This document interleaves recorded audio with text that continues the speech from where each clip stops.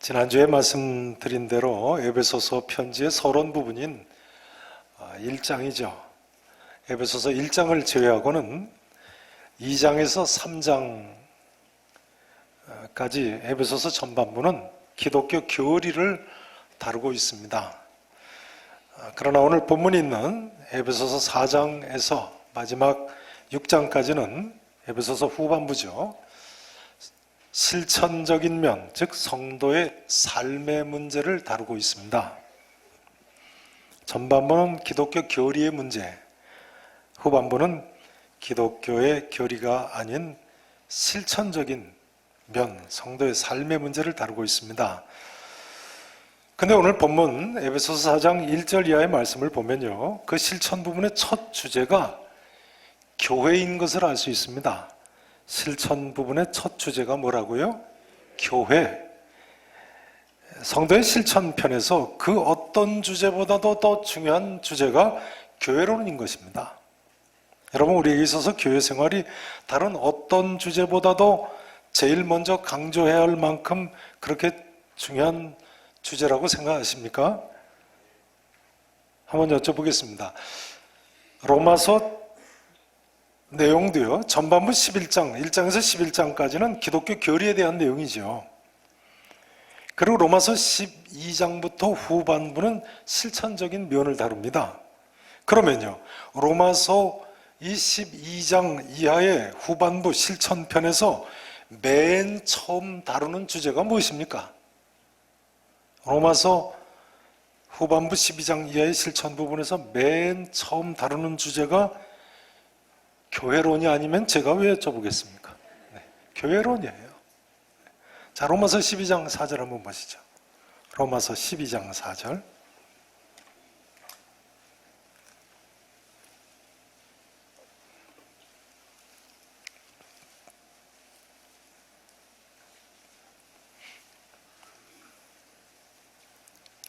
(12장) 1, 2, 3절은 실천편의 서론 부분이고요.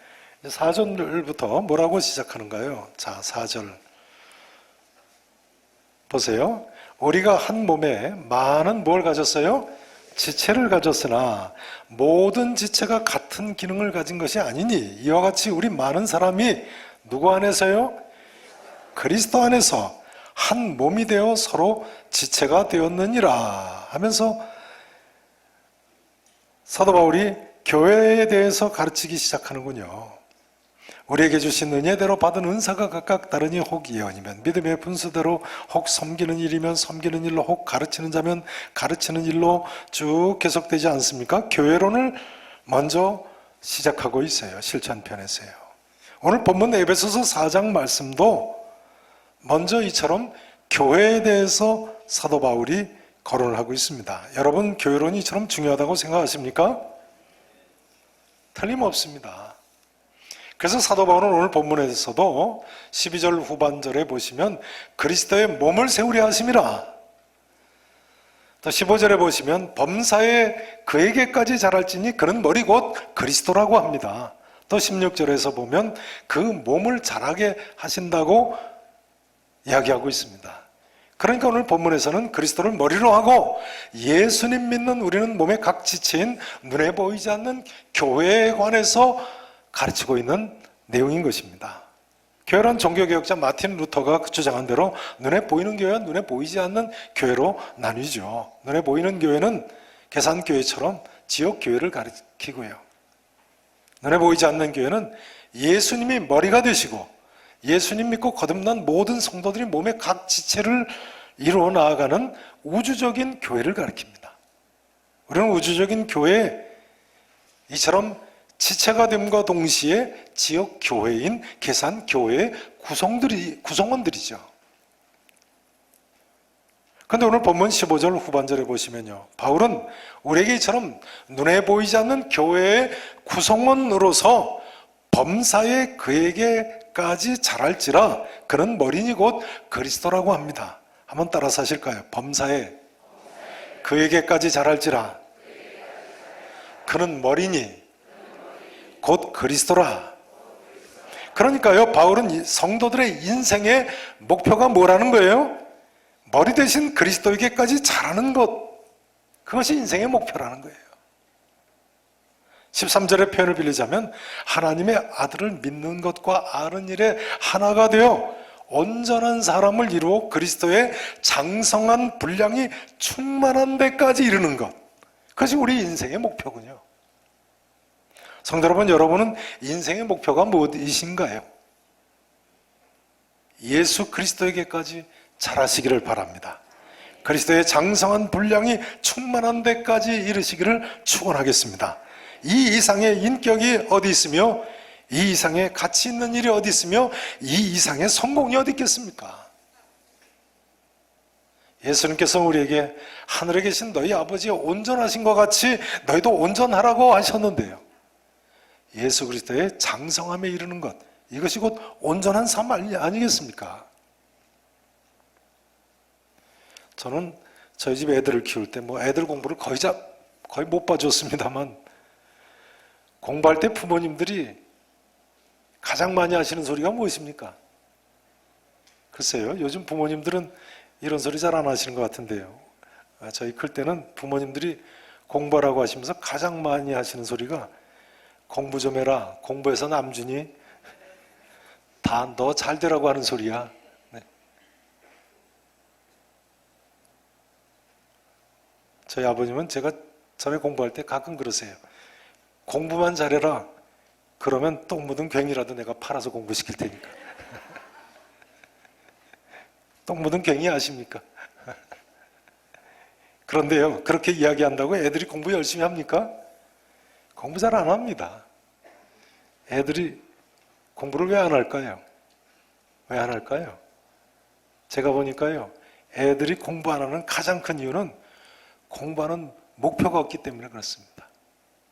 목표가 없기 때문에. 목표가 있다고 해도 예전 같은 미다음에 대통령이 된다거나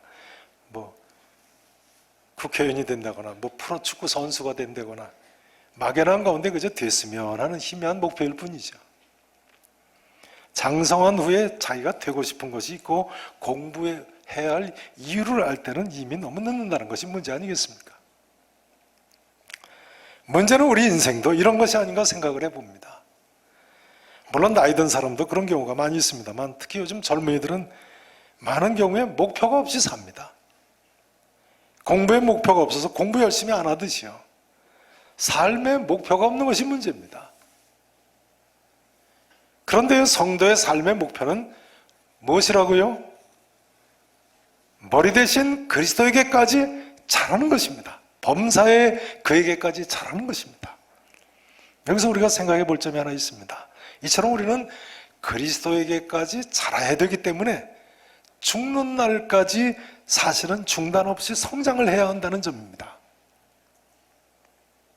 값싼 믿음이 문제입니다. 값싼 믿음 들어보신 적이 있으십니까?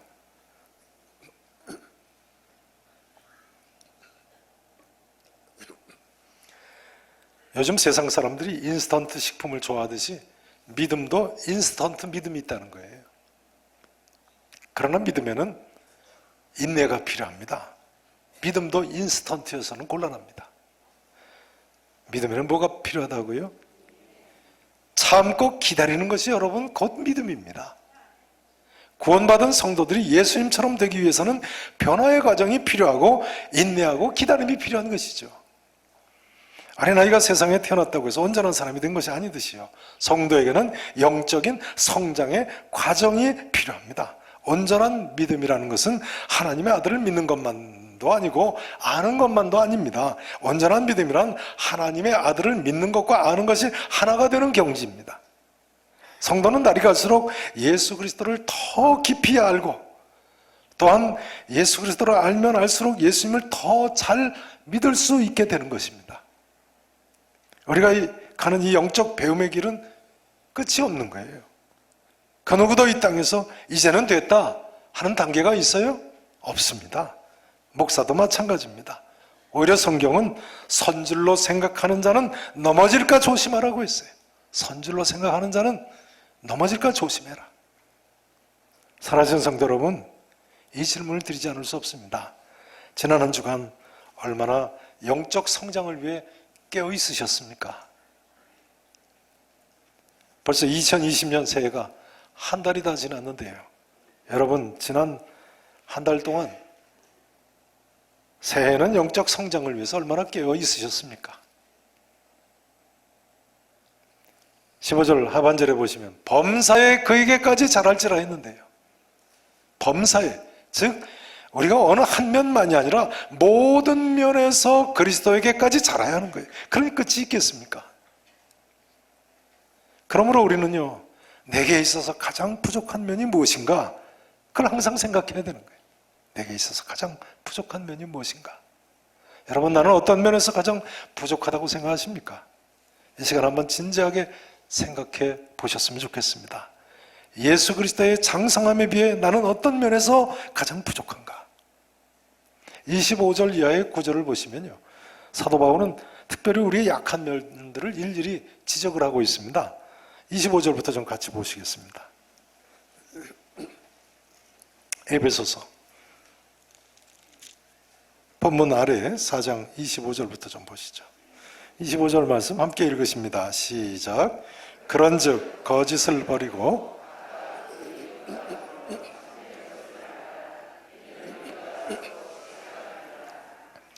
그런즉 뭘 버리라고요? 거짓을 버리는 것. 거짓을 버리는 것이 참 쉽지 않죠. 서양 금언에 이런 말이 있습니다. 거짓말은 진리처럼 장수하지는 못하나 그 출생률이 아주 높다. 거짓말은 진리처럼 장수하지 못하나 뭐가 아주 높다고요? 출생률이. 정말 출생률이 높죠. 거짓말 자주 하게 되는 거죠. 그런 유혹이 있는 거죠. 여러분, 거짓을 버리시기 바랍니다.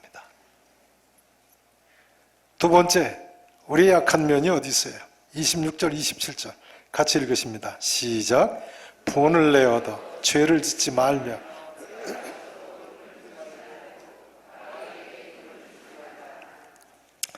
네, 두 번째는 분을 내는 것이군요. 분을 내는 것. 이것도 또한 출생률이 아주 높죠. 오늘 아침에도 벌써 이것이 출생해가지고 교회 안 나오신 분 계신지 모르겠어요. 여러분, 마귀에게 틈을 타지 못하게 하시기 바랍니다. 자, 세 번째 면, 우리의 연약한 면, 28절입니다. 자, 28절 함께 읽으십니다. 시작. 도둑질하는 자는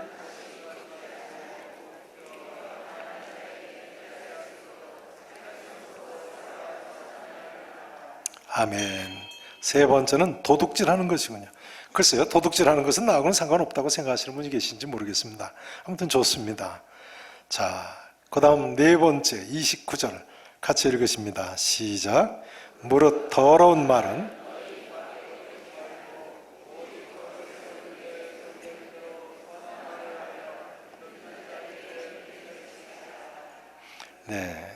네 번째는 더러운 말이군요.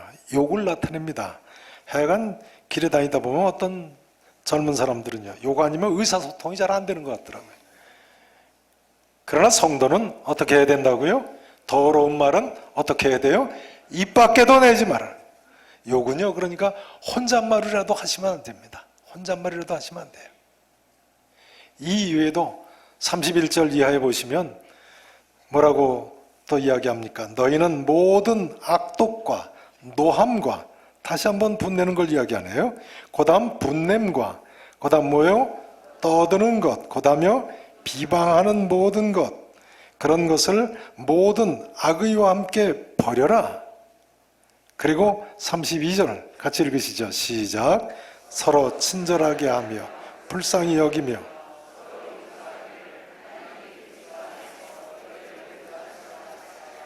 아멘. 하나님이 그리스도 안에서 너희를 뭐 하신 것 같이 하라고요? 용서하신 것 같이 하라. 이처럼 우리는 범사에 그리스도를 본받는 자가 되어야 되는 것입니다. 그것이 우리 인생의 목표여야 돼요. 그리스도처럼 범사에 모든 면에 이런 삶을 사실 수 있기를 진심으로 축원합니다. 이제 14절에 보시면 성경은 우리가 이처럼 범사에 그리스도에게 자라야 할 이유를 설명하고 있습니다. 본문 14절 말씀 같이 읽어보시죠. 14절 말씀 함께 읽으십니다. 이는 우리가 이제부터 어린아이가 되지 아니하여 온갖 교훈의 풍조에 밀려 요동하지 않게 하려 함이라. 사도 바울은요, 우리가 이처럼 범사에 그리스도에게까지 자라야 할 이유를 뭐라고 이야기합니까? 사람의 속임수와 간사한 유혹에 빠져서 온갖 교훈의 풍조에 밀려 요동하지 않게 하려고요. 바울은 같은 이야기를요, 로마서 12장 2절에 보면 너희는 이 세대를 본받지 말라고 외치고 있습니다. 실천편의 시작 부분이죠. 너희는 이 세대를 본받지 말라. 같은 차원에서 바울이 하는 이야기입니다. 사람의 속임수와 간사한 유혹에 빠져서 온갖 교훈의 풍조에 밀려서 요동하지 않도록 해라. 정말 이 세상이 그런 것 같아요. 총선이 얼마 남지 않아서 출마하실 분들이 이제 점차 눈에 띄는데요. 전에 국회의원 하겠다는 분들을 보면요, 죄송한 말씀입니다만 흡사 국민들을 속이는 경쟁을 하는 것이 아닌가, 그런 생각이 들 정도더라고요. 뭐 전과가 있는 사람, 뭐 부동산 투기한 사람, 불법 주소지 변경한 사람, 온갖 핑계로 군대 안 갔다 온 사람, 논문 표절한 사람, 뭐 세금도 안 낸 사람, 뭐 별별 사람 다 있죠. 한국 땅에서 어떻게 세금 안 내고 살 수 있는지 모르겠어요. 문제는 예수 믿는 사람들까지 이런 속임수와 유혹에 빠지고 세상 풍조에 요동친다면 문제 아니겠습니까? 이 시대는 포스트 모더니즘 시대라고 하죠. 절대 가치를 부정하는 시대입니다. 절대적인 것이 없다고 주장하는 시대. 모든 가치가 상대적인 가치밖에 갖지 못하는 시대. 심지어 윤리 도덕까지도, 종교까지도 절대 가치를 갖지 못한다는 거예요. 그러니까 이 세상에는 완전히 선도 없고 완전한 악도 없다는 거예요. 그러다 보니까 동성연애를 해도 괜찮고, 남자가 여자로 성전환 수술을 해도 괜찮고, 자기 속으로 나는 애 버리고 이혼해도 괜찮은 것으로 생각들 합니다. 기가 막힌 이야기죠. 그러나 이 모든 것은 그야말로 이 시대의 풍조일 뿐입니다, 여러분. 이런 악한 세대에 흔들리지 않고 사는 길은 오직 한 가지뿐입니다. 하나님의 아들을 믿는 것과 아는 일에 하나가 돼서 온전한 사람을 이루어 그리스도의 장성한 분량이 충만한 데까지 이르러야 하는 것입니다. 범사에 그리스도에게까지 자라야 하는 것입니다.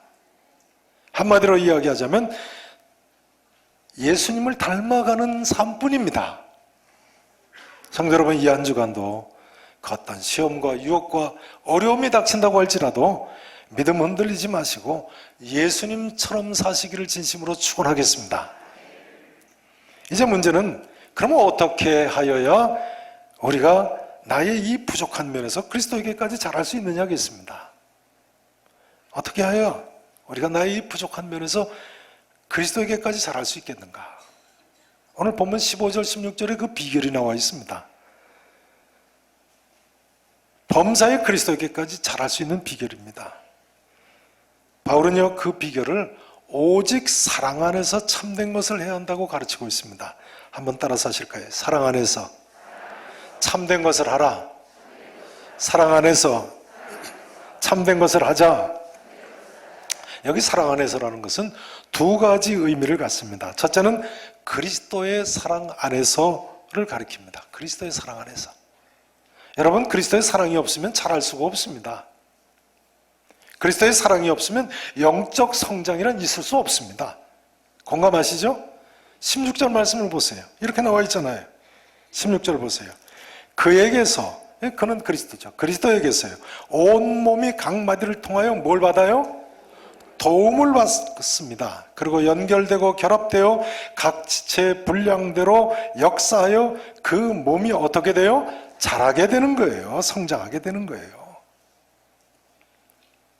골로새서 2장 18절 19절 말씀도 보시면 같은 내용이 나와 있습니다. 그러니까 머리 대신 그리스도를 통하지 않고는 그 몸이란 영적 성장이 불가능한 거예요. 이 시간도 머리 대신 그리스도께서 여러분 나와 함께 하시는 줄로 믿으시기를 축원합니다. 그러면 세상이 아무리 속임수와 유혹이 난무하고 온갖 세속적 풍조가 요동친다고 할지라도, 아무리 괴질이 우리를 위협한다고 할지라도 해결책이 있을 줄로 믿습니다. 이 머리 대신 그리스도의 사랑 안에서 영적 성장을 온전히 이루실 수 있기를 진심으로 축원합니다. 두 번째로 여기 사랑 안에서는요, 형제 사랑을 가리킵니다. 그리스도의 사랑 안에서를 가리키고 동시에 형제 사랑을 가리켜요. 본문 앞에 11절 12절 한번 보시죠. 11절 말씀을 보세요. 그가 어떤 사람은 사도로, 여기 그는 그리스도, 그 앞에 기절을 보시면 예수 그리스도를 나타내죠. 예수님께서요, 어떤 사람은 사도로, 어떤 사람은 선자로, 어떤 사람은 복음 전하는 자로, 11절입니다. 어떤 사람은 목사와 교사로 삼으셨어요. 이는 성도를 온전하게 하며 봉사일을 하기며, 왜 이렇게 세우셨다고요? 그리스도의 뭘 세우려 하심이라고요? 몸을 세우려 하심이라. 그러니까 오늘 본문 말씀도 바로 이 몸으로서의 지체를 이야기하면서 주신 가르침이신 거예요. 그러므로 오늘 본문 오직 사랑 안에서 참된 것을 하여 범사에 그에게까지 자랄지라 하신 말씀은 형제를 사랑함으로 범사에 그리스도의 장성한 분량에까지 자라라고 하시는 말씀인 거예요. 즉 형제를 사랑하는 것이 곧 나를 그리스도에게까지 자라게 하는 거예요. 믿으실 수 있기를 축원합니다. 그러니까 여러분, 좌우에 계신 성도님들이 아니시면 내가 그리스도에게까지 자랄 수가 없는 것입니다. 우리 모두가 바로 이 그리스도의 사랑과 형제 사랑 안에서 참된 것을 하여야지만 범사에 그리스도에게까지 자랄 수 있는 거예요. 나도 예수님처럼 형제를 사랑하지 않고서는 예수님처럼 될 수가 없는 거예요. 이제 오직 사랑 안에서 참된 것을 하여 범사에 그에게까지 자랄지라 했는데요, 여기 참된 것을 한다는 것은 참된 말을 한다는 뜻이기도 합니다. 참된 뭘 한다고요? 말까지도 참된 말을 한다. 이건 최고의 경지죠. 왜냐하면 예수님 동생 야고보 사도가 말씀한 대로요, 말에 실수가 없는 자라면 곧 온전한 사람이니까요. 만일 말에 실수가 없는 자라면 어떤 사람이라고요? 온전한 사람이라고요. 그러니까요, 만일 여러분 교회 오셨다가 성도님들 말 때문에 시험 들었다 하시면 시험 들으시면 안 되세요. 저 사람 왜 저런 말을 하나 싶으면 내가 시험 들 것이 아니고, 아이고 인간이 참 약하지, 이렇게 생각하셔야 돼요. 우리 중에 온전한 사람이 누가 있나, 그렇게 생각하셔야 돼요. 목사도 마찬가지예요. 목사가 내가 이해 안 되는 소리를 했다, 그럼 어떻게 생각하셔야 되겠어요? 인간이 참 약하지, 이렇게 생각하셔야 돼요. 시험 드실 게 아니고. 장로님 한마디 때문에 시험 들게 생겼다, 그러면 아니 장로가 어떻게 저런 말을 할 수 있냐, 이렇게 생각하셔야 되겠어요? 아니면 인간이 참 약하지, 이렇게 생각하셔야 되겠어요? 어느 전자입니까? 후자입니까? 후자지요. 우리 장로님 걱정 안 하셔도 되겠어요. 틀림없으시죠. 말에 실수가 없는 자는 온전한 사람이니까요. 그러니까 이런 이야기가 됩니다. 여러분, 예수 그리스도의 사랑과 형제 사랑 가운데 참된 말을 하는 경지에까지 이르러야 되겠습니다. 범사에 그리스도에까지 자랄 수 있어야 되겠습니다. 이제 이 한마디로 말씀 증거를 마쳐야 되겠습니다. 여러분, 내게 있어서 예수님은 어떤 분이십니까? 내게 있어서 예수님은 어떤 분이십니까?